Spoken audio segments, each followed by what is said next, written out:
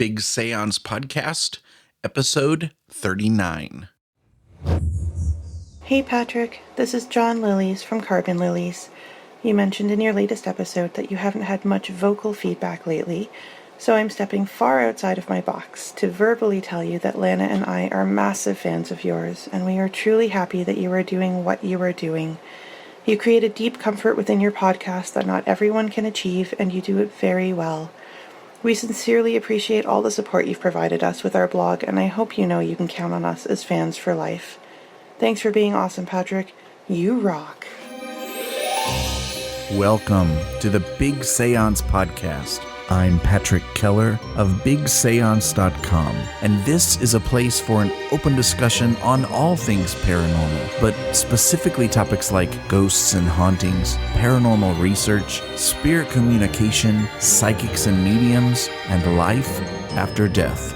So basically, anything that pops up in my paranormal world. The candles are already lit, so you might as well come on in and join the seance. Oh, paranerds, come on in and quickly grab a seat. We have a lengthy agenda today, so grab some tea or coffee or whatever you'd like to accompany the episode today. If you can imagine it, it'll be right here with us in the parlor, right over there next to those candles.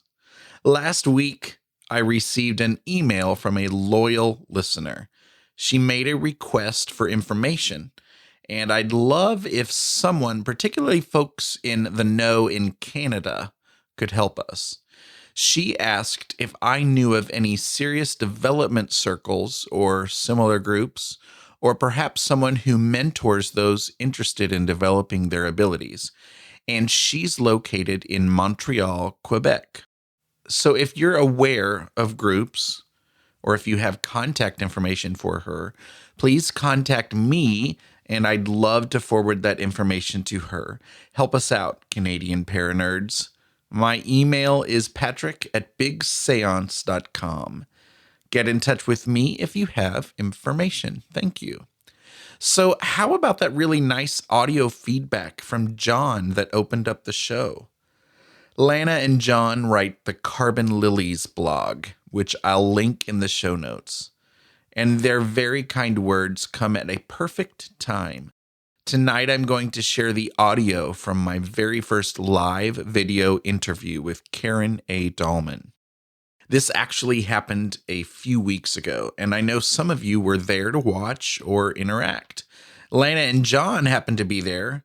They submitted a question, which you'll actually hear us cover later. In listening to Karen's response, John had an eye-opening experience, or what was later described as an epiphany. Of course, it wasn't until John wrote a blog post about this epiphany a few days later that we learned about this. So I think it's great. And if you're a fan of the Ouija Board, or even if you're not, I think you should definitely check it out. And I want to thank Karen for encouraging me and supporting me through this live episode. At one point, just so you know, I mess up the name of her book, which we discuss in the interview. It's called The Spirit of Alchemy, Secret Teachings of the Sacred Reunion. You can find the video version of the episode if you missed it in the show notes, if you'd like to catch it there instead. You should know that the audio quality is not what you're used to in a normal episode due to the live video and the compression the audio goes through in these videos, but I still think it sounds pretty good. September 30th is International Podcast Day, which I think you should know, and so we'll kick the interview off in its entirety right after this promo. International Podcast Day is September 30th, and you can help spread the word. International Podcast Day is dedicated to promoting podcasting worldwide. You may be asking, what can I do to get involved? It's pretty simple. First, head over to internationalpodcastday.com and check the suggestions. Second, use hashtag Podcast Day to join in the conversation. Remember September 30th. Now, let's start the conversation. Thanks for joining us for the Big Séance Podcast. We'd better get back to the table while there's still some candlelight left. says I'm live. And okay, so live button just popped on. I'm not sure if we have any viewers yet on Google It's Plus. been live on my side too. Cool. So we'll welcome everyone. Hi, Karen. Hi, Patrick.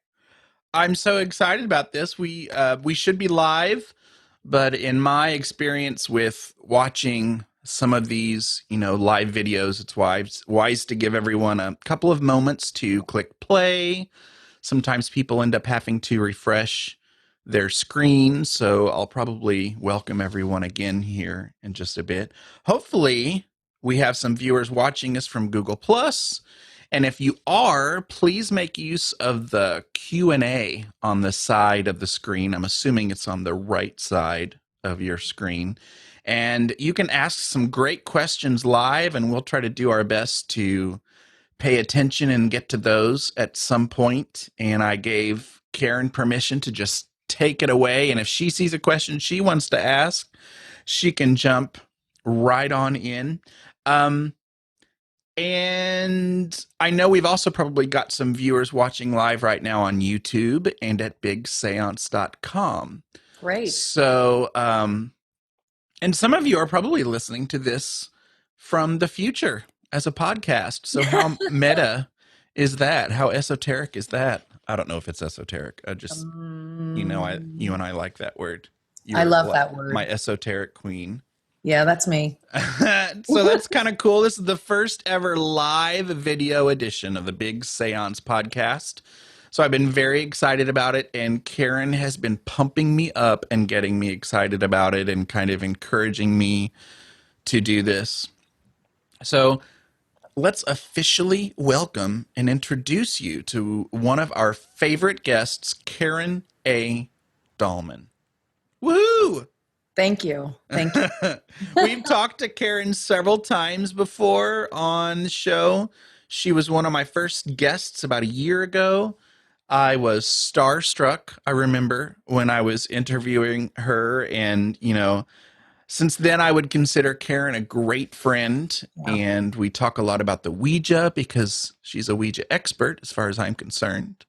We've had a lot of fun with Halloween episodes and spooky traditions. Wasn't that fun? That was a blast. And she has 3 books out, including her most recent book. I almost misplaced it. Her most recent book, Secret Teachings of the Sacred Reunion. And that's what we're going to focus on tonight. But the good news is that the Ouija played a very special role in the making of this book. So we'll talk some behind the scenes stuff as well. Do you want to introduce us to the book, Karen, and fill us in on the role the Ouija played in this book? That's a great place to start because, as many of you know, I have spirit friends with whom I speak via the Ouija board, and I also communicate with them now through my dreams and my journaling. And they really helped me shape a lot of my writings and teachings throughout the years in the 3 books I wrote. With the 3rd book, Patrick just showed you, the Spirit of Alchemy, Secret Teachings of the Sacred Reunion. They were very active in this process to the point of helping me really get unstuck at times or even make the process flow better. Writing a book is a very daunting task. And this book, it took 2 years that I was working on it. But what really became daunting about it was 6 months before it was ready to be published, I got a new direction about this book, and it came from my spirit guides. I was truly writing a book, as Patrick knows, about a book about women and them stepping into their own empowerment, because I did a lot of women's groups, and of course I'm a woman, and I thought this will really help women on some level.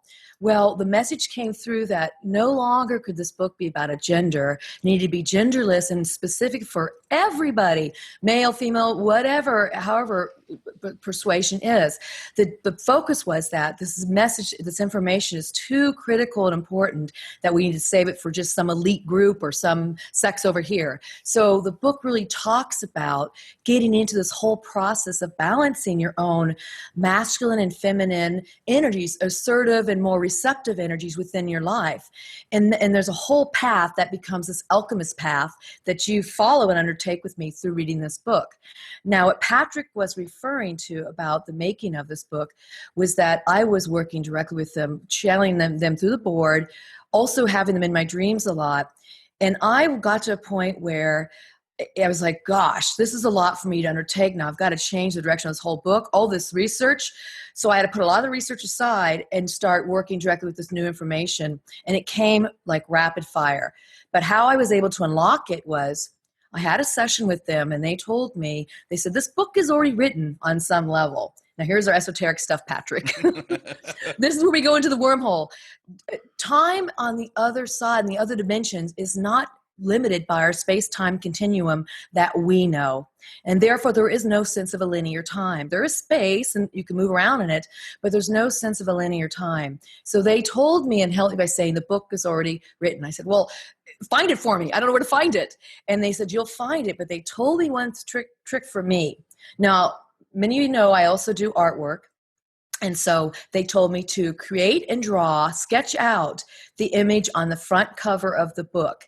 And once I do that, Patrick will hold it up. And once I did that, they said, then you will read between the lines of the artwork and you will see the story unfold. I went, wow, brilliant.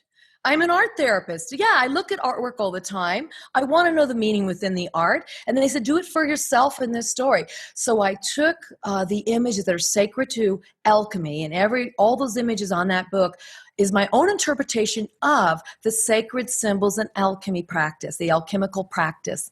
And every symbol on here represents a stage and a process you must go through as you begin to align with this, the balance of the energies within, and align with the heavens, with the earth. And so the book, I'll put it up there again. It starts with the Philosopher's Stone down here. It has all the elements of water, fire, air, and earth. And the Philosopher's Stone is where the red king and the white queen are standing upon. And they represent the balance of your masculine, feminine energy, and also the different stages you go through in the alchemical process. And this is Hermes Trismegistus' staff, which reaches up into the Hermes Trismegistus means 3 times the great. He is known as the main alchemist teacher from the Greeks. He was Thoth in the Egyptian terminology. He was Enoch, supposedly in the Old Testament. He reincarnated, and he brought forth this incredible information. But the whole goal of alchemy truly is to connect your internal flame, which is inside you, these little flames, with the eternal flame of Source, which people may call God. And so this book really gets into the practice of how to do that and to go through different steps in your life. But to get to it, I had to draw this image first, which is really a large painting, and I shrunk it down on Photoshop. We worked with this with my other artist to help me get it on the front cover. But it was drawn and then painted later, but drawn. And after I did that, amazingly, the messages, the book, everything flew out of me as I sat and wrote and typed on my computer every day. It was crazy cool how it worked. So you did that artwork about the same time the project was coming together for the book? As soon as the project shifted, I sat down with the artwork, and that allowed me to reshift myself and align with my new goal for this book. And the goal was the goal that the spirit guides gave me, to be for everybody. And then they helped me to really fine-tune it. It was always going to be about alchemy, but I was going to write it from a feminine perspective, realizing, too, that as you reach into alchemy, you have to have the balance of the opposites. So I get a lot into duality of things, male, female, up, down, good, bad, and I explore all that in the book. But yeah, so the image came along the time when I had to shift the perspective and the goal of the book, and that's when it all just really flew out of me in a matter of like 5 months. Very cool. Now, alchemy itself, the word or the concept, has always kind of been confusing to me. Sure. And would we just say that alchemy could basically mean spiritual growth? Is that just a way to think of alchemy? Well, and you've read the book, and yes, I do take it in those directions. Alchemy truly was an ancient art that started many thousands of years ago, way before even some of the arts you might know of the Middle Ages, Dark Ages. You hear of alchemy, the metachemistry alchemy, where they actually sat with in their laboratories with the beakers and flask and chambers, and they took different constituents and ingredients and added them to base metals and turned it like lead into gold. And that's a true alchemy practice. And you heard about that mostly in the Middle Ages. However, that practice of alchemy went further back. And in fact, it goes further back to a point of these things, they're called the emerald tablet. They're actually pieces of emerald that are huge, and they're not sketched into them, or it's actually a relief carving, and we don't know how that could have been created, because that's something we can't create even to this day with the fine precision these were created. Now we can't find them at this point. They're supposedly hidden somewhere, but Alexander the Great had them at one time and had them on display in Egypt for hundreds of years. And they finally had to put them away and hide them when people were book burning and people were getting freaked out on these alchemical practices, because it was like real magic. So the alchemy, there's two levels of alchemy. One is the metachemistry, which is we just talked about when you sit in your laboratory and change base metals into gold. And the second one is what came out of the process that these alchemists in their laboratories started to discover. So what happened was, as they were transforming these elements, they started noticing a personal self-transformation. Now, many of these alchemists were already Hermetic scientists or Gnostic followers or believers, and the Gnostic faith was really the predecessor to Christianity. It is what they believed in, the divinity of man, that you can go directly to yourself to reach into God so you can have that direct communion, and you didn't have to go through an intermediary such as, a pope or a priest or a rabbi or whatever the other medium was. They believed you can go directly to it. And that in itself was very scary to a lot of the religious orders. So that's another reason why they had to hide. And so they wrote their alchemical messages that were for spiritual growth or for transforming the metals. They put them in symbols and signs. And so this book those are the symbols and signs, like the Ouroboros, the snake biting its tail, and has a Negredo, the Rubedo, and the Albedo, all the different functions of the alchemy practice. And they wrote them in images like I did. They wrote them down in parable-like sayings, but they all were based upon the axioms, the maxims that came from the emerald tablets.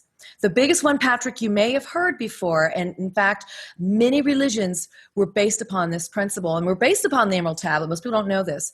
We're based upon those axioms, and what the main one is the law of correspondence, as above, so below. You'll hear that throughout many great texts in many different cultures all around the world. Alchemy was everywhere around in all the greater cultures of the time. China, Egypt, Europe. You'll find it everywhere. Anywhere they had sacred practices of such. And so these men and women started finding out they were transforming themselves in incredible ways. And so they were secretive and went underground. And their idea was that they were learning they could be more in touch with their higher self and connected back to source. So this book, as I wrote it, really took me on an odyssey. I've always been working with talking to my higher self, but it took me on an odyssey even outside of that to go and communicate with source. And these beings that I'm working with now, these ethereal beings, with whom I speak with on the Ouija board and also in dreams and writing and other methods, they are an aspect of source, and they come with just really profound prophetic messages. And they put a lot of their messages and asked me to put them in this book. So the book is a journey. It's an odyssey, but at times you've got to read it slowly, because there's a lot of wordsmithing in there and wordplay and metaphors, and to really help you dig into your own imagination, dig into your own center of power, and really begin to put that back into your life. I definitely think it's a book that I'm going to read again soon. And I didn't have like a pad of paper next to me, and maybe next time I'll do that. You dedicated this book to someone you call DAKi, and your fans will know who DAKi is. And the spelling of that name is so fascinating to me, and so I'll put it in the show notes for people to see. And I'm pretty sure you talked to us a year ago about DAKi, but in case people don't know, who is DAKi, and how did they get lucky enough to have a book dedicated to them? DAKi, it's spelled capital D, capital A, capital K, little I. My name is spelled capital K, capital A, capital D, my initials. And I won't ruin what that is. I won't give that away in the book. But DAKi was my imaginary playmate. I was told he was imaginary. He wasn't to me. So I dedicate the book to DAKi, my not-so-imaginary playmate, because he came back into my life. I have not spoken to him since I was 5. I met him at the age of 2, and I spoke with him quite blank right there in front of me, pointedly. He stood there physically in front of me and would talk to me for a few years. And he came back as I was writing this book, surprise, surprise to me, and he helped me channel and write a couple of poems that are in the book. The book opens with a poem that DAKi helped me write. And it turns out DAKi was not imaginary. He wasn't fake. He's actually a guardian like angel. And so he still is around, and he comes in at times, and he has a very interesting way of communicating. It is very playful, very trickster-like, but not in a negative way, very playful and fun and wordsmithing. Again, he plays around with the words, and he's jovial, and he actually looks like a little sprite. So I really thought DAKi was gone forever. I felt badly that possibly because I was told I shouldn't be talking to myself. It was an imaginary playmate. You got to go to school and not do this at school. And who are you talking to? Are you crazy? I felt like I had pushed him away. And all these years, and there I was, here I am. It was 45 years later, and he's still with me and not come through until now when I wrote this book. And so, yeah, he's part of this book too, and he's part of the writing of it. And I do tell you all about DAKi in the beginning and also at the very end of the book. But don't jump ahead. Read the book. Don't jump ahead. Have you ever tried to sketch or draw DAKi? I know exactly what DAKi looks like, Patrick, and you'll love this one because you and I did the Halloween show, and we shared Halloween pictures of ourselves. Another time I dressed up, and it wasn't for Halloween, but it was for I used to be in the marching band, and it was for a band parade, and it was around the fall time, and we had to dress up. I was a clarinet section, and we had to dress up like it was the Snow White and the 7 Dwarfs. We were like, 13, 14 dwarfs. And all of a sudden I put this outfit together. I had a blue cap with a long thing hanging down the ball, and I had this giant blue like lapel, striped shirt, blue belt, blue tights, and I had big ears. And my mom took a picture of me before the parade, and I went, "That's DAKi." Oh my God. I dressed up like DAKi. I know exactly what DAKi looks like. I've never drawn him, but I dressed up like him. And so he came back to me just in the image of me dressing up like him. I don't believe it's happenstance. I believe it's synchronicity. Just to remind me in a trickster-like way, I'm still here. And as I still have that image somewhere, it's in my parents' slides. We used to do slide projections. But yeah, so he showed up then. And I was then like in 9th grade. So it was kind of cool. I had a reminder of him right there, and I went, wow, DAKi's still here. That's cool. And for that memory to stick out, then there has to be. Yeah. That has to be the image. So I don't know exactly where what I'm about to bring up fits in the organization of this interview, but there is a beautiful story that is the biggest thing that I remember and came away with in your book. A mentor that you met in the 80s while you were teaching belly dancing. What? Belly dancing? My mind was blown. Will you tell us a little bit about that special relationship? And maybe even if you want to do a dance for us, that would be cool too. For people watching the video. Sure. Yeah. Okay. So yeah, I was studying belly dance. I've studied it for many, many years and used to teach. At this time, I think I had been taking it about maybe 8 years or 7 years. And I met this wonderful woman. But the really cool part of the story, how I got to the woman, was all through these synchronistic events.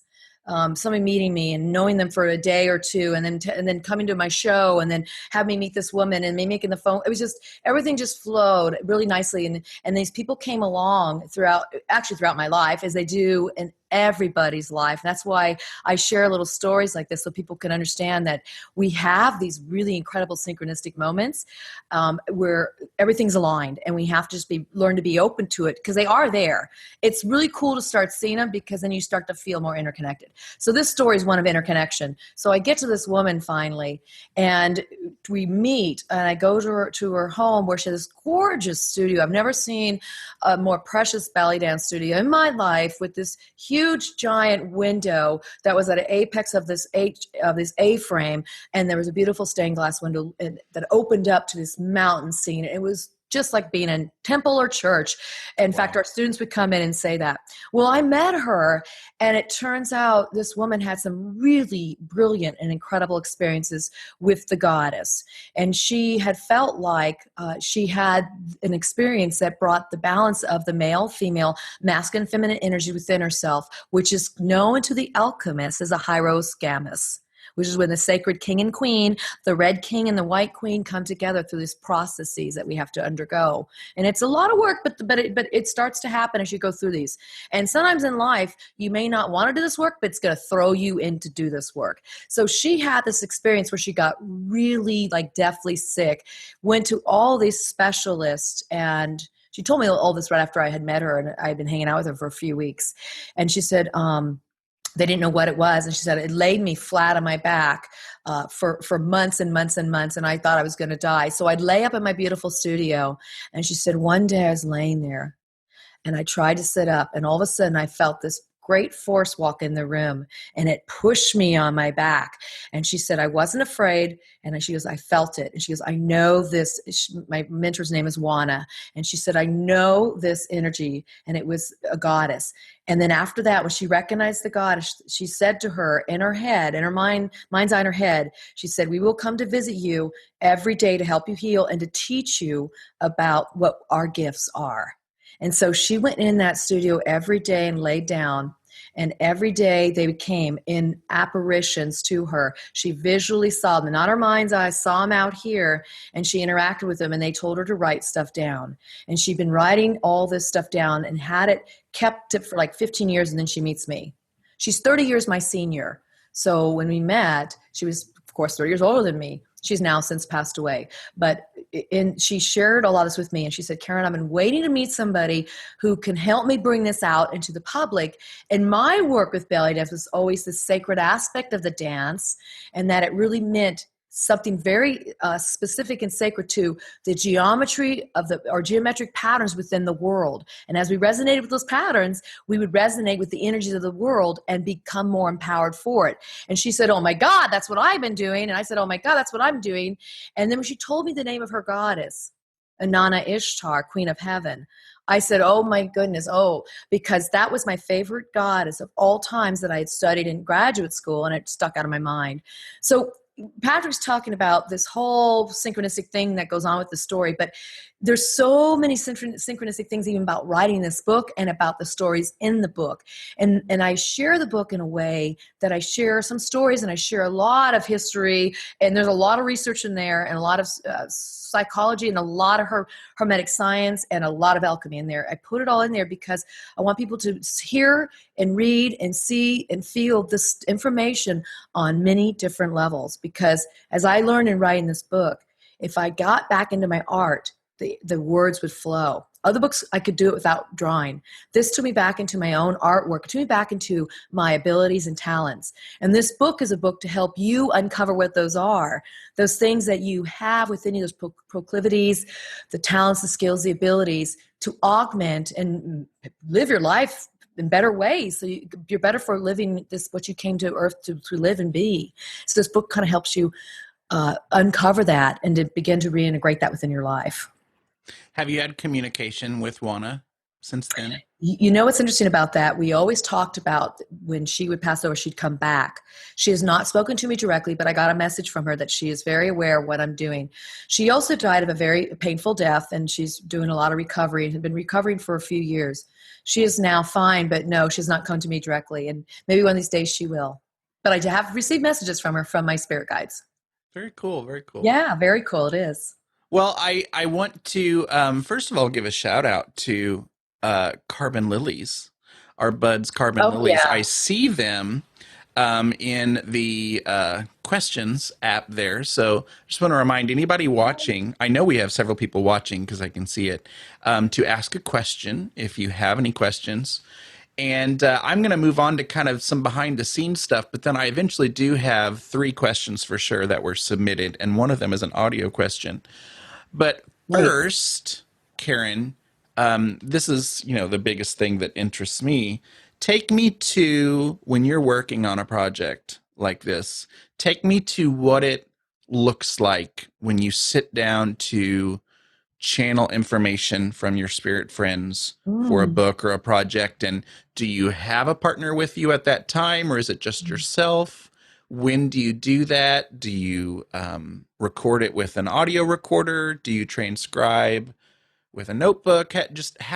Show us how that works Are behind you the getting ready to write a book?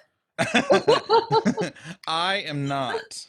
I have a lot of secrets. No, I don't mind sharing it all because it works differently for each person. And so I've been fine-tuning mine. It's the third book, and I'm working on some other projects right now too, writing projects. So I do so many different things now. I used to just sit down and would write an outline, and then I would talk it through. Back then it was dictaphone, transcribe it, and then rewrite it. It's so much transformed since then. So now what I do is I do have a bit of an outline that I work with, and then I let it go. I let the outline go, and I know I always write down the main mission, the main goal of the book, and let the outline go. And then I retreat to, typically I'll do a session, and I'll say, this is the book we're writing now. And they tell me what book I'm writing. They say, this is what you're going to write about next. Okay, great. And then we will have a session where we'll just talk about it, ideas. And they'll say, have you thought of this? And maybe we could go on this level. And you know how important that has been for you in your life. So don't forget to include this aspect of the art or the aspect of your imagination, for example. And so I will take that, what they say, and then I will, on my own, get in a space and write. Now, this book was really special to me too because I wrote it in many different places. I wrote it on the airplane with my little iPad and a little keyboard. I wrote it in my swimming pool.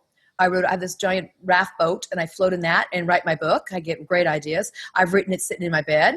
I've written it sitting in this wonderful personal infrared sauna that was loaned to me during the process of this. I'd sit there and write for hours while I'm getting this wonderful infrared sauna. I also would drive my car, and I'd get ideas and put on the dictaphone, my little tape recorder, and I go back and then listen to it and transcribe it. But one of the biggest places that was probably the best place for inspiration was my early morning walks.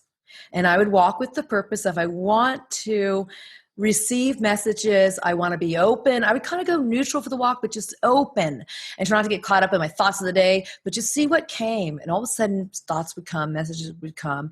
And this is my friends communicating with me. So this is my higher self communicating. This is the outdoors. Oh, the outdoors is full of messages. And I would just talk and walk. La, la, la, la, la, la, la. Put it down. Next thought, whatever came up.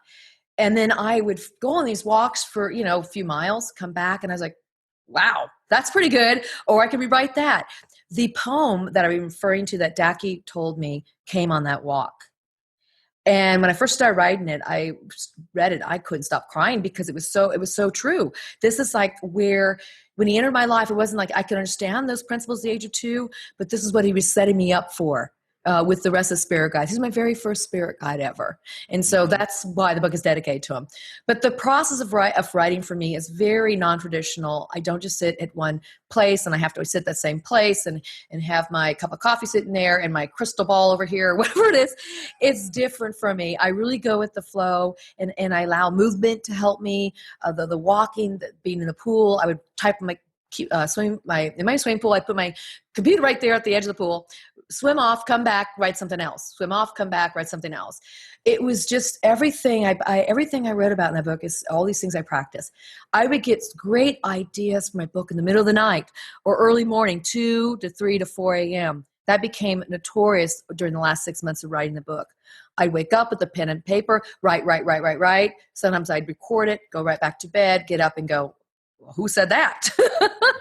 And then it would be these wonderful levels of inspiration pulling out of my own internal guidance. So my higher self was helping me at those times too. So I did a lot of dream work, and then I did a lot of journaling, just writing about my thoughts inside. And I go, wow, that really goes really great with what I'm writing about. So it was quite a process. And of course I did a lot of research on the different the process of alchemy, alchemist. But I've been studying alchemy since 1989. So it's not that I'm unfamiliar with. It's been a very important part of my life. But yeah, there's a lot of elements to the writing. I hope I covered all of them there, Patrick. Yeah, and we have a question, but I do want to ask you really quick. Oh, sure. When you think about all the messages that you've gotten over decades of doing, Ouija and channeling, One of my past guests, Lee Allen Howard, who is a medium and does lots of channeling for personal growth, he has a massive database of like years of topics and information from his channeling and his work. Do you have something similar to that? How do you keep all of these messages that you get? Oh, I do. And so, I've been keeping copious notes. I talk about that a lot in the writing of my second book, The Spirits of Ouija. But I have stacks and stacks. Here's a tablet right here. It's a new one I just started. Wow. So it looks like this. And I keep stacks and stacks of these. But yet I record now. I started recording with this process about, it's almost been a year, maybe 10 months. I've been recording now everything electronically.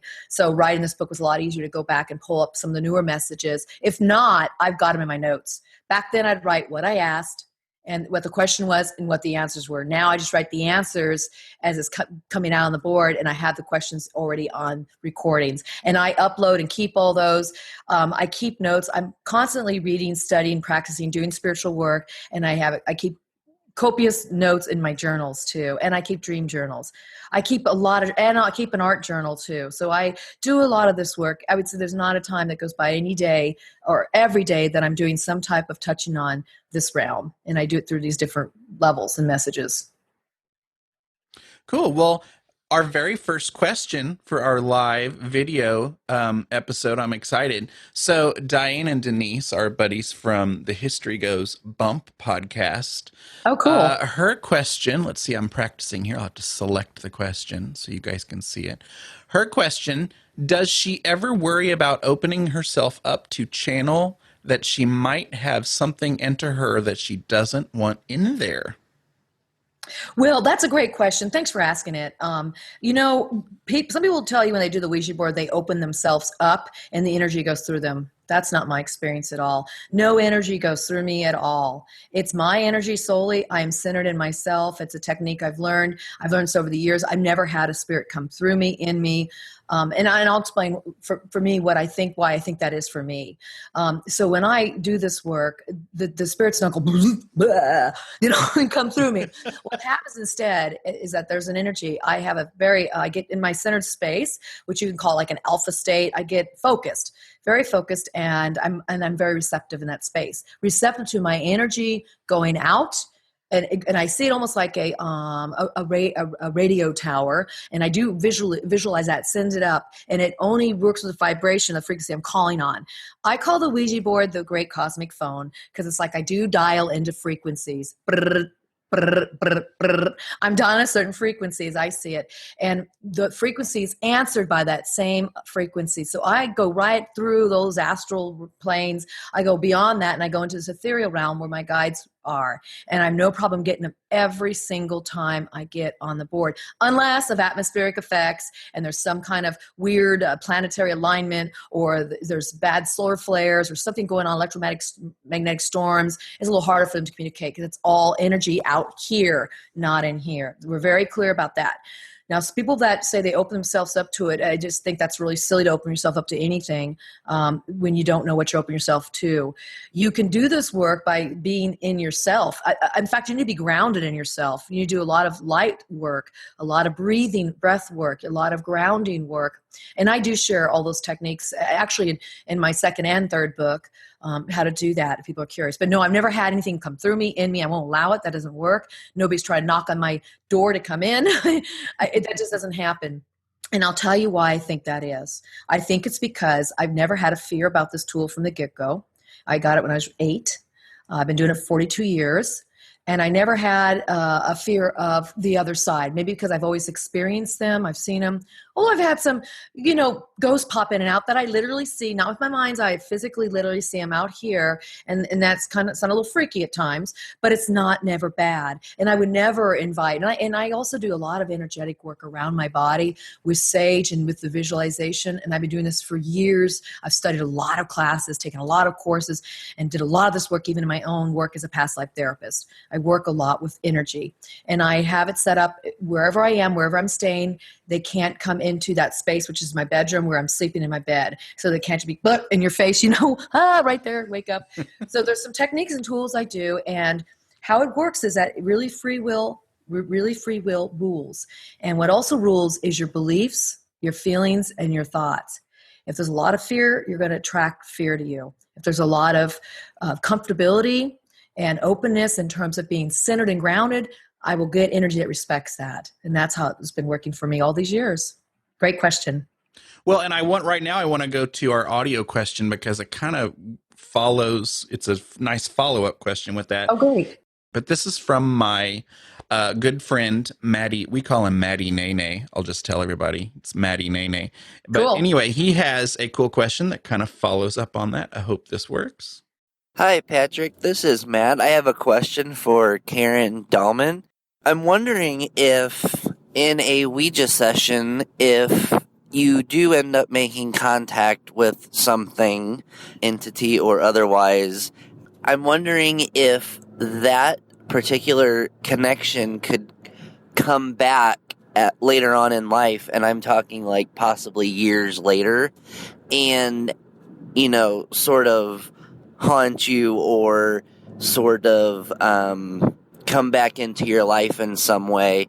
And I'm wondering, my question is kind of twofold, if it's possible for some sort of connection to come back to you.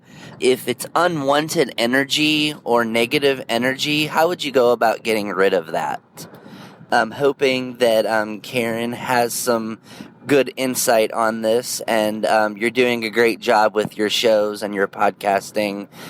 Love your episodes. Everything is going really well for you. And Karen, I'm going to start reading your books and get more into sort of your world. So I'm looking forward to the response, and hope you guys have a great day. Take care. Well, great. Cool. That worked out well. Yeah, Maddie, thank you for asking that question, taking the time to do the audio as well. And yeah, kudos to Patrick. He's got a number one show, so thank you for that. Thank you. Good question, because as I mentioned in this earlier, I have the spirit guide, a guardian angel, if you will, named DAKi, who came back. And he's back now working with me in the wings. That's his way. He doesn't come right out front like a lot of my other angel friends and other ethereal beings do.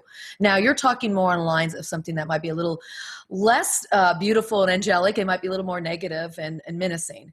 Yeah, there are tricksters out there. I'm the first to say, and I experimented with this as I've been working my way through the different astral levels with the board, and there comes a time where you have to, really, strengthen yourself. And so I tell people all the time, the first thing you should ever be doing if you want to ever use this tool is have a spiritual practice in place outside of using this tool. This tool is not a spiritual practice. This tool is just a tool. That's all it is. Your spiritual practice is about you and your connection to your centeredness, your groundedness, and back to your source and your higher self. So that is what's important to have in place. Now, if you did the board when you were really young, let's say, for example, and that's an example I could probably give, would be, and you had something less than friendly come through, and they were negative, and you felt really grossed out, icked out by it, and it wasn't happy. The first thing you should always do when that happens is put the board away. You are the one, in a way, trespassing in their realm, and you're the one that needs to take control of that tool you're using and put it away and be done. Now, people say, oh, they're going to come through a portal and pop out, and I've never had that experience.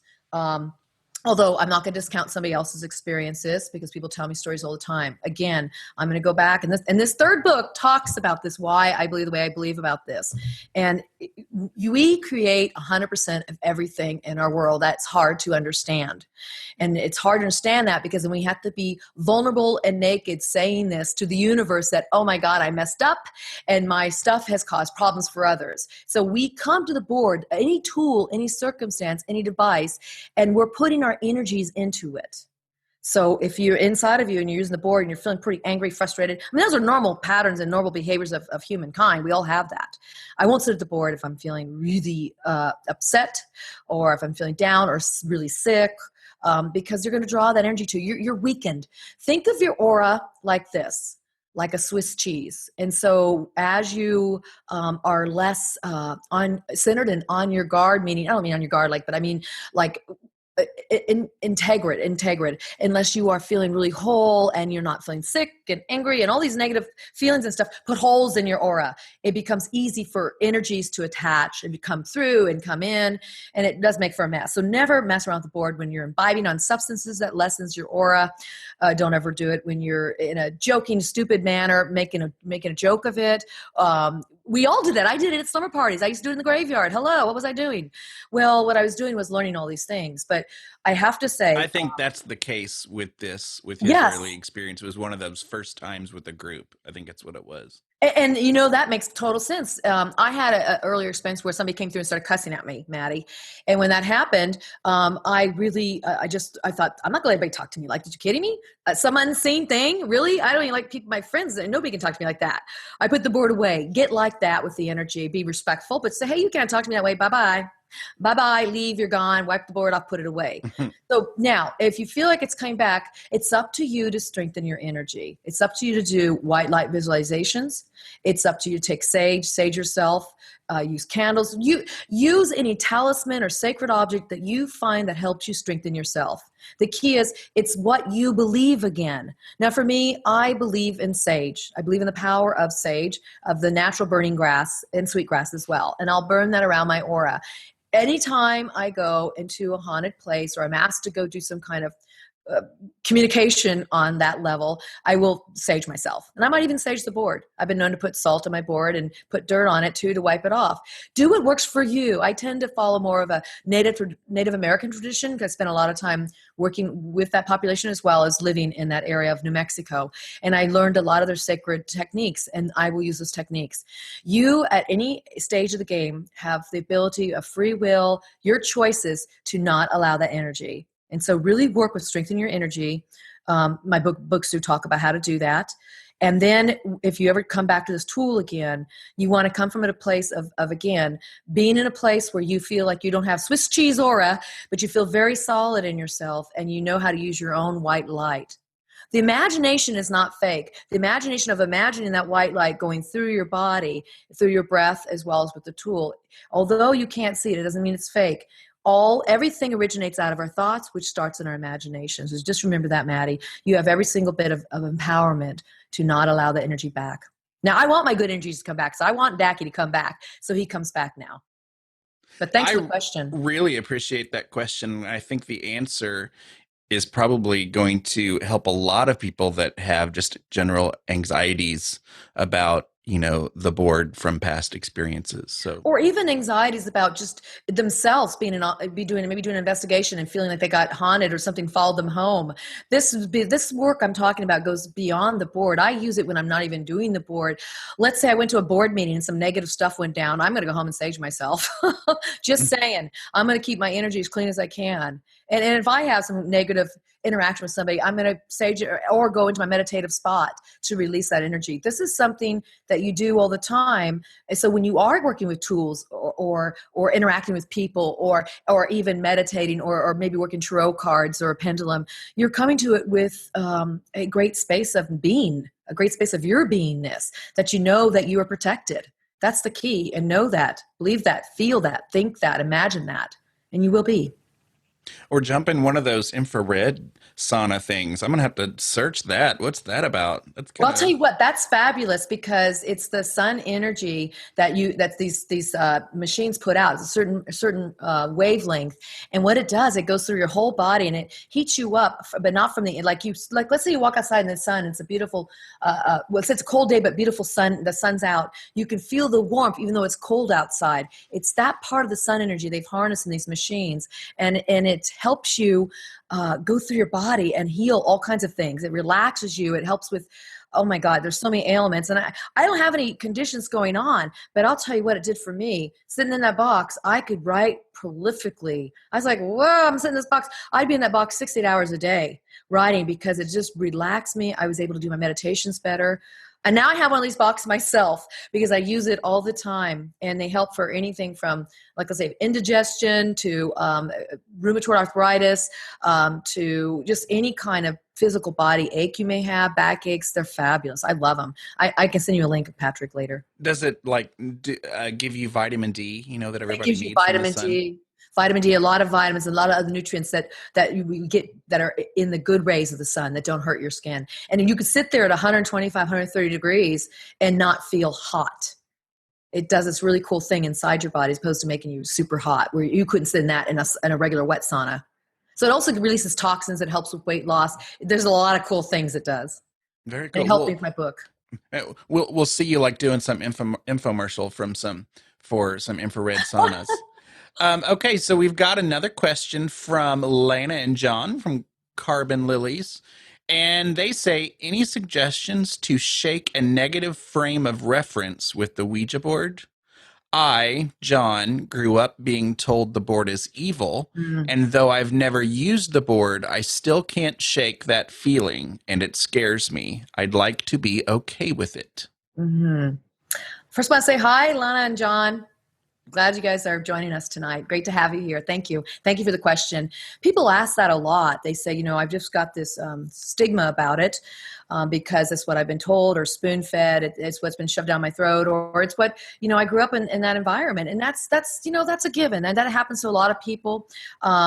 There's some religions that don't like it. A lot of people don't like it because they think you're speaking to false spirits, and how do you know, and all these things. And the internet is full of these superstitions and also Ouija-stitions and some folklore and lore. And there's probably some tales in there that I believe people create that are real for them. So let's don't negate that. So you have to in yourself decide that this is a tool for you, or a tool you want to experiment with. And what we need to do when we work with this tool is realize that's all it is. It's cardboard. The new ones are, or it's masonite, or it's wood, or it's paper. I write mine on paper sometimes and do the Ouija board that way. So we got to realize that's all it is. There's no force. And just by having it does not mean it's like imbued or embedded with some kind of satanic power. I don't think people at Hasbro are able to put their satanic power inside the board and they package it and sell it. You know what I mean? So we have to look at our thoughts behind it. So I'm being kind of silly with it to say, look at where those thoughts originated and what you were told. And were you told by somebody, like, was it somebody in your family who had a sister's brother, uncle, cousin, nephew who used the board? Or was it somebody who had firsthand experience? Or was it the stories you read on the internet, or things you've been told from maybe an institution or from a parent? I was very fortunate I didn't have that, but I heard other parents saying, when you go to Karen's house for a sleepover, don't be playing with the Ouija board. I said, okay, we'll play light as a feather, stiff as a board. We'll do some other kind of supernatural thing instead. I can look at a candle, we'll call upon a ghost, okay? We won't use the board. So begin to understand that that's all it is. It's a tool. So you wouldn't be afraid of your tarot cards probably, and you wouldn't be afraid of a crystal ball in somebody's house. You would be afraid of my crystal necklace I'm wearing or my Ouija pendant because that's all that is. We give objects meaning. Yes, some object crystals have their own energy, but yet we give it meaning to us. Some crystals work for people for their tarot readings. Some I wear it just because I feel like for me it represents protection. It represents my own protection I have inside. So use your resources. Use your talismans. Use what works for you that allows you to feel like you are safe. You are safe when you do your own light work, your own spiritual work. Have that in practice first. Know that if you walk into a investigation, a haunted house, a haunted tour, wherever you walk into, you'll be untouched if you feel like you go in there as a whole being. You're not fragmented. You're not afraid. You can have skepticism. I always say stay skeptical. And you can have curiosity and uncertainty what's going on. But it's the fear that draws things. So just, if you can get in a space, Lana and John especially, where you feel like you realize it's just a tool. And truly what makes the board work is not the planchette, not the board, it's you. And knowing that, and knowing you could trust yourself to be in a space of knowingness, be in a space of your own spiritual practice, having your talismans around, extra energy, extra reminders of your energy, that's what you will be using when you come to the board. It's you. Anytime anything comes through, because that'll happen in the beginning, something weird will come through, somebody will cuss at you, or some weird spirit will be doing gibberish or gobbledygook. It's just a matter of saying, I don't understand. Thank you for your communication. Bye-bye. And then do it again later. So you have the control. Remember that too. It's your control. You're the one trespassing, or in my case, I now am invited into these realms, but I used to trespass into the lower realms to get to know how to use this tool. And that I had to have respect when I was over there, and also respect when I left it for myself. So yeah, you can do this if you get in that space of knowing that you are protected just because of your own spiritual practice. I need to remember that too. I think I haven't had the board out much in the last probably year. I've gotten it out a few times, and I've been very open about how I haven't had any activity from the board. And I think one thing that would help me is to realize that it is me and stop waiting for, cardboard to do something. That's it is what I you. need to do. It is you. And what happens when you sit there for a while and it doesn't move, it doesn't move, it doesn't move, it doesn't move, it doesn't move, it doesn't move. That's fine. That's the process. It doesn't move, it doesn't move. You got miles of that. And then finally one day, boom, it starts to move and you follow it. It's easier to do it with a partner though, because in the beginning, you think you're going, oh, I'm pushing it. I'm making it my EDM motor. It's my small muscle skills are moving this from my brain. If you have somebody else, it begins what it feels like. It's a pulling. It's not you're on top of it. It pulls you. And I always ask my partners to explain it to me that are new at doing it. And they say, yeah, it's pulling me. And I go, good. Just trust that pull. Let's go. Let's go. Here we go. We're on for a ride. Go with it. And that's what it's like. But for me, I was fortunate. It worked right away. Yet when I sit down with new partners, it may take weeks, months, and many months. And I've worked with people where it doesn't even work after a year sometimes. We just get gibberish. But having said that, though, too, have your intentions for you to make contact. I say first, make contact with a dead loved one. Those are the easiest ones to reach. And after that, go right into your angels and guides. Don't just open it to anything. Oh, that's good advice. Yeah, go to your angels and guides because they're waiting in the wings. They're waiting in the wings and they don't interfere unless you call upon them. And they tell me they're there waiting for everybody. Has these connections that I have. Everybody has them and then some, and they're just waiting to come forward. So I say start with the deceased loved one that you can trust, that you love. That makes me feel good that you say that it's okay to start with a loved one first. Oh, I would absolutely. Makes me happy. Good, and you should, and that's what's going to try to come through first, and then move into angels and guides. Work with loved ones first, and don't just go into anything. I don't. At this point, I only open it to if I'm in investigation. I'll work with what's there. But I have great bouncers and protectors on the other side, and I'm so centered in myself, and I'm very clear that I'm the one that allows us to work. I don't need a board, and that's a point. That's a place you'll get to. But Patrick, what's really cool that I've learned about using this tool. If you have a lot of patience for it, you have to have a lot of patience and persistency, and you just got to be there with it and time. What happens, Patrick, after a while is that you start to develop your empathic, your intuitive, your more psychic abilities. They start to develop using this tool. It happens with all these spiritual tools, not just this tool, because you start to rely on yourself as having the answers and being able to use it, and that develops you internally. Well, thank you. And John says that's a huge help. And so he thanks you and appreciates your you're very welcome, John. Great answer. And I have two kind of different questions that people submitted in. One is from my mom. I begged my mom to send me in a question.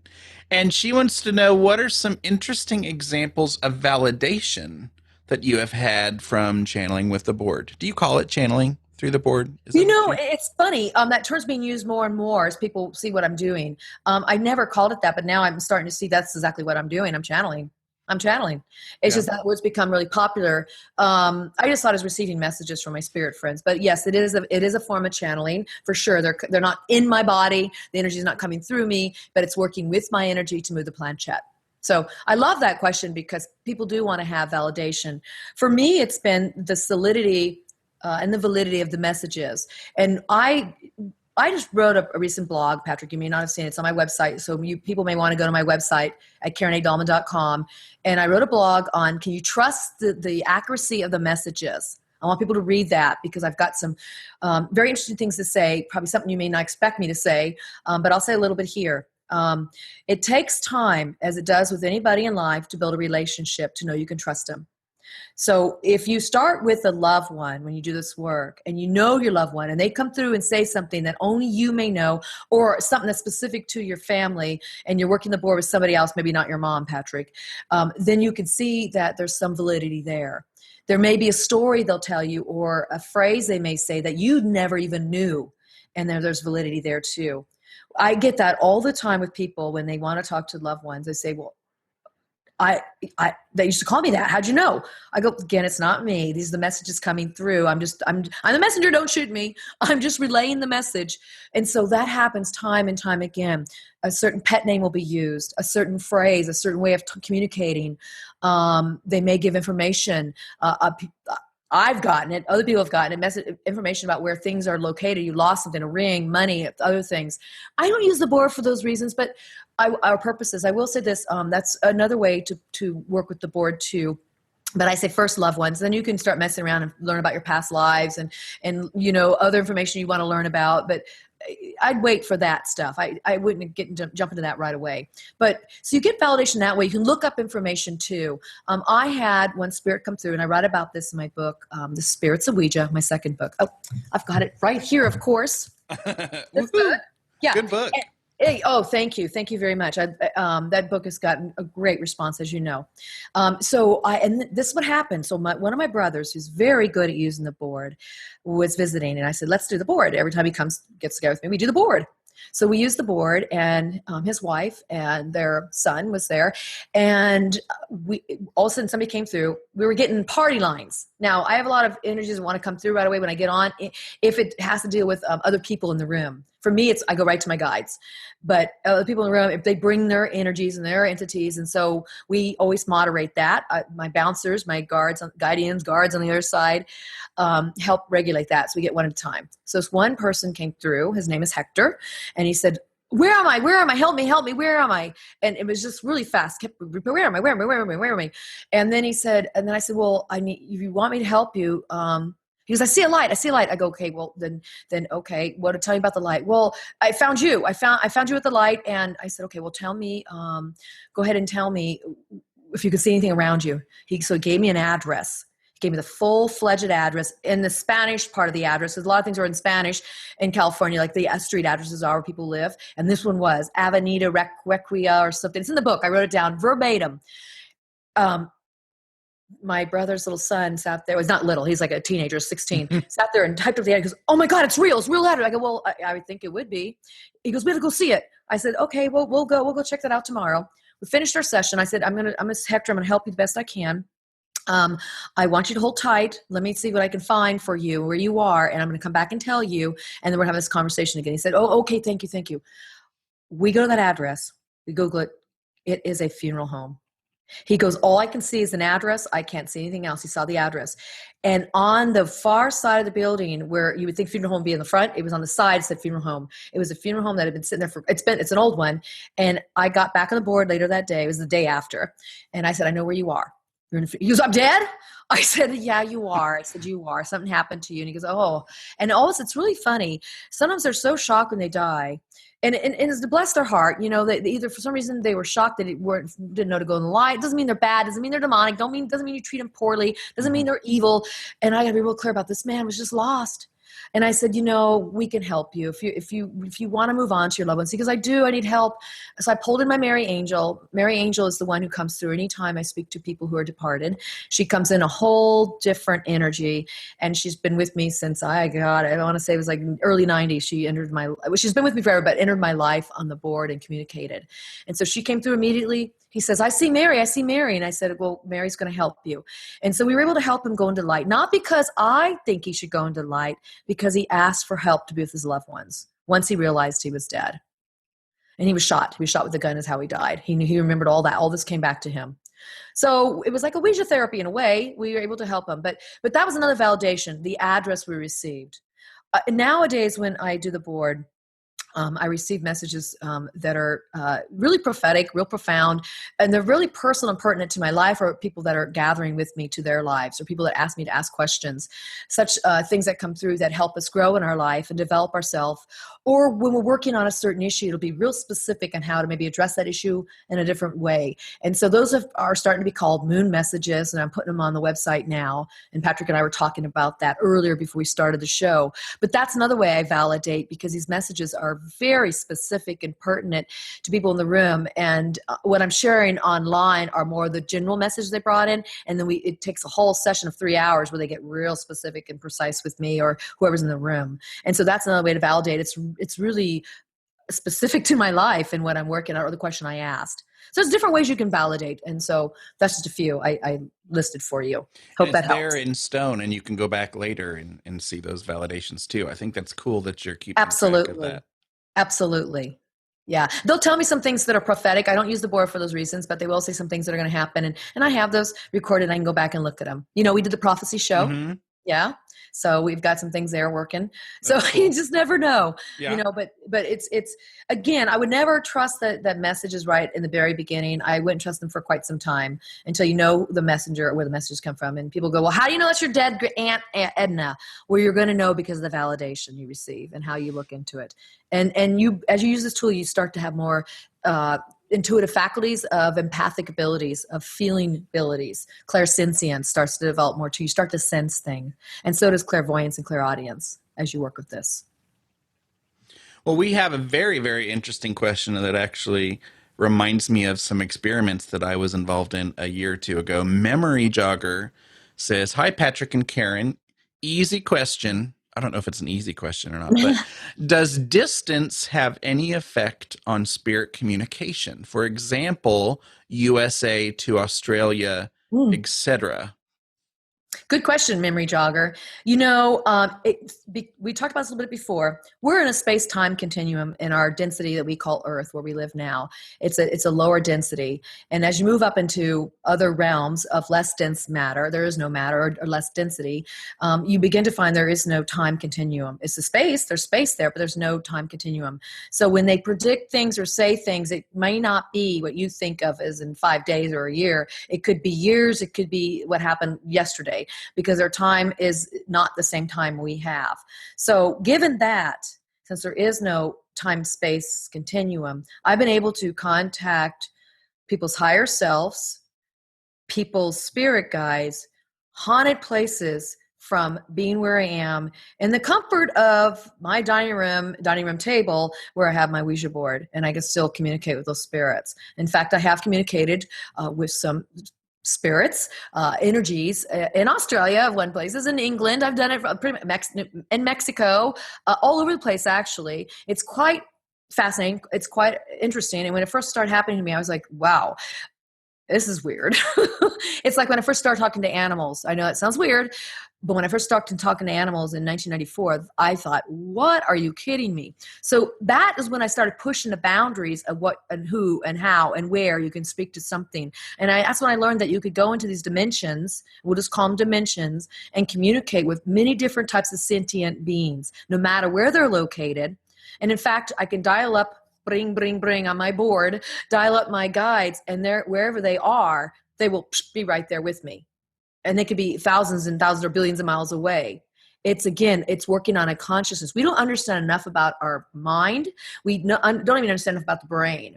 And our mind is not synonymous with the brain. The mind is more this energy of our awareness outside ourselves that steps into consciousness that goes way beyond what we even fathom or can even understand. And so I'm just really pushing boundaries of consciousness as I do this work to see where, who, how, all the different levels I can communicate with, and really have learned some really expansive, mind-blowing stuff by doing that. But yes, you no, you're not limited by locale, but yes, you can communicate a whole half continent away or several continents away. From my experience, I could say the same thing for like EVP research and experimenting too. You know, you could, people will say, you know, well, how are you doing EVP experience? Your house isn't that old. And I'm like, well, I'm not necessarily just communicating with, you know, a dead person right next to my recorder.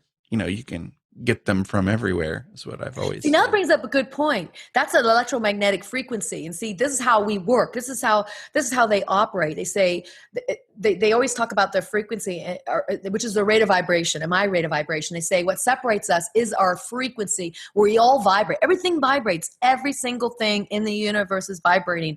And so if it's electromagnetic frequency, it's the rate of that vibration allows you to pick it up no matter where it's located. It's really fascinating. We don't understand it enough. So it's really cool that you shared that aspect, Patrick, because I'm not versed in EVPs as you are. And that's really your big thing that you do. That's your tool. Let's see. Josh W. I think that name sounds familiar. Josh W. says, if you make contact with a negative entity on the board, how long should one wait before bringing the board back out and trying again? I'm going to ask that question right back to you, Joshua. The answer is how long you think you need. I know people who write to me say, I'm just not feeling up to it. And I say, you know what? Don't do it then. You really got to be feeling up to it.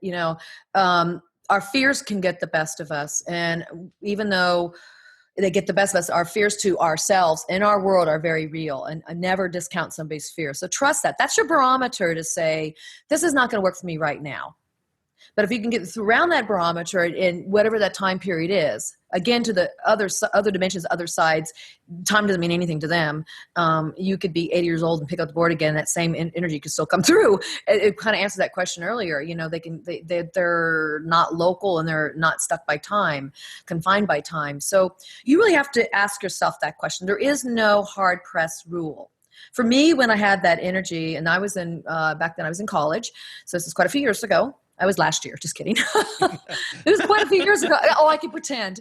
It was quite a few years ago, and I had this being come on that was just cussing and cussing and cussing. I thought, what a bore. What a bore. Really, that's all you got? And I said, goodbye. And I put the board away. I think I put it away for a few days. That was for me. But I had no fear about it. And I didn't think it was negative, bad. Like it was negative behavior, but I didn't think it was like evil or devil or demonic, or I didn't see that. So I didn't have the fear. I just trusted myself that it was time to put that away. And if it would have came up again, I would not allow it to talk to me. I would have put it away again. So just follow your intuition on this. There's no hard set rules. Ouija didn't come with a manual. I think this is like the best manual I could provide you from my experiences, but it doesn't tell us what to do. So the best thing to do is trust yourself, because again, it's you who's doing this work.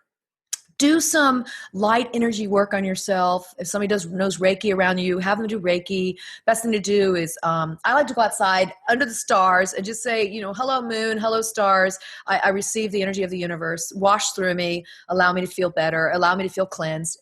Get in a rainstorm, do a ceremonial shower, rinse it off. And it's what you believe in, and that's going to affect how it's going to work for you next time. So I wish I had a real answer. I could say, give it 72 hours and come back to the board, but I can't say that. Ask yourself and trust the answer you hear, okay? Thanks for the question. Yeah. Thanks, Josh W.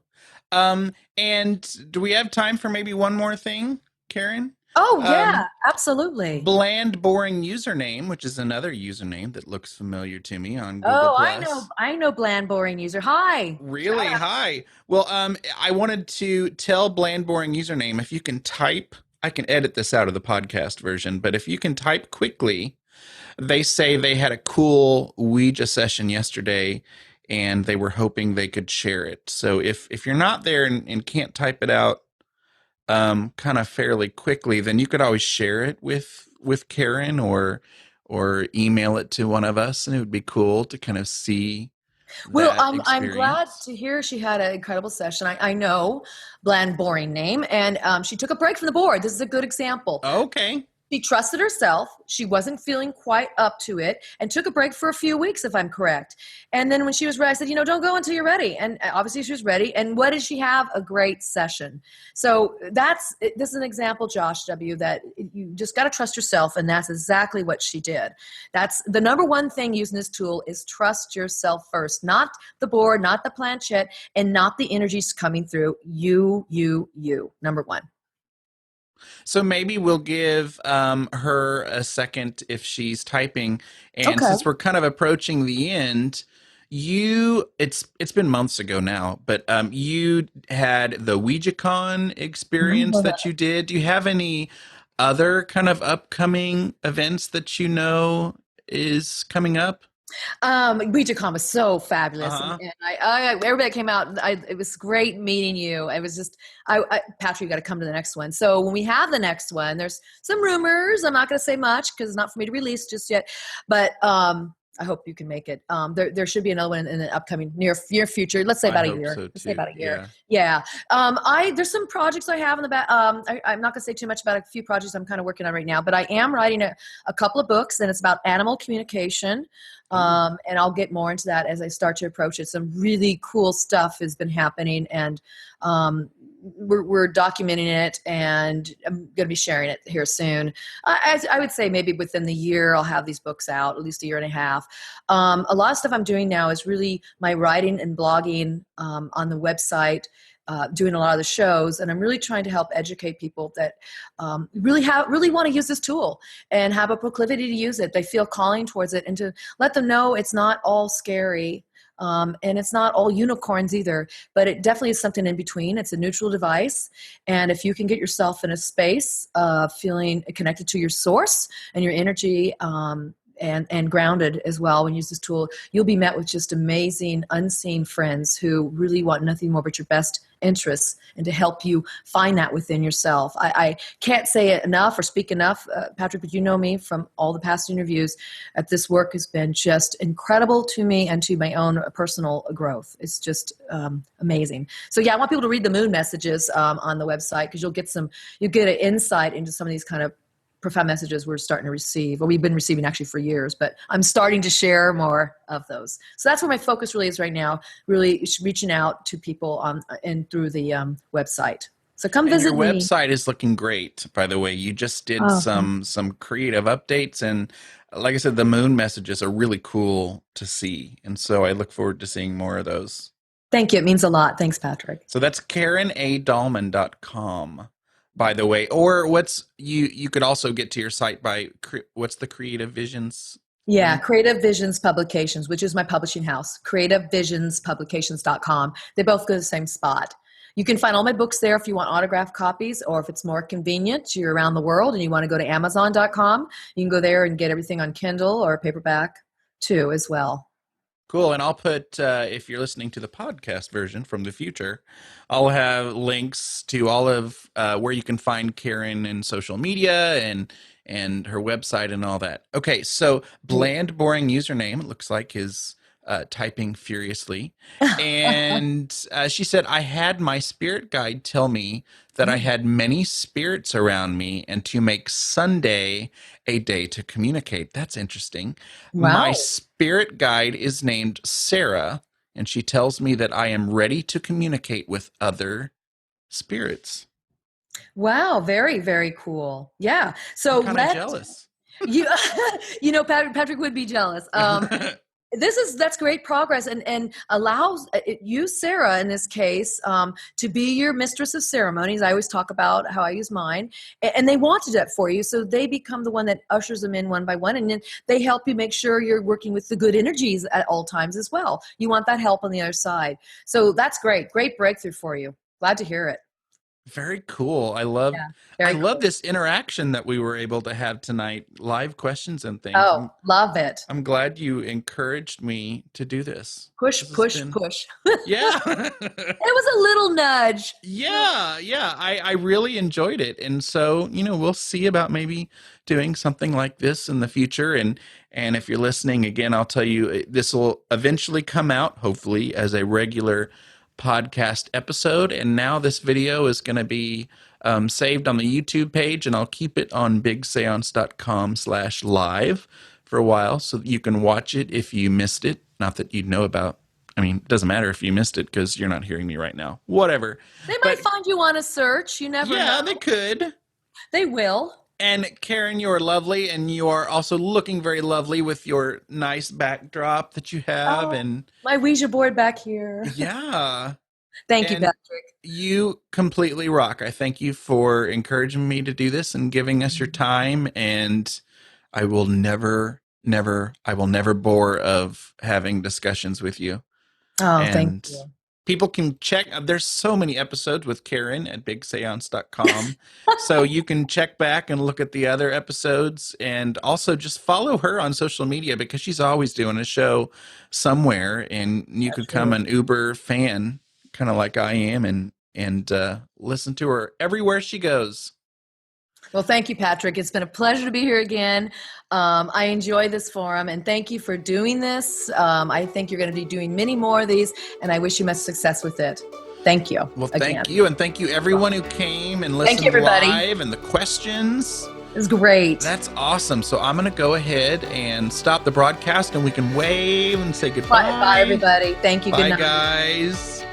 For show notes, including links to anything we may have mentioned in this episode, visit bigseance.com, now the home of both the blog and the podcast. Just click on the Big Séance Podcast logo or find it in the menu. You can also find and subscribe to the show on iTunes and Stitcher. Do you have any comments or feedback? Please contact me at patrick@bigseance.com. You can call my feedback line at 7755-TELL-ME. That's 775-583-5563.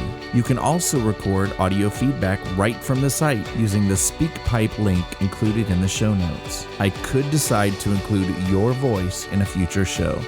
Thank you so much for listening and reading. Unfortunately, it's time to blow the candles out, but we'll see you and light them again next time.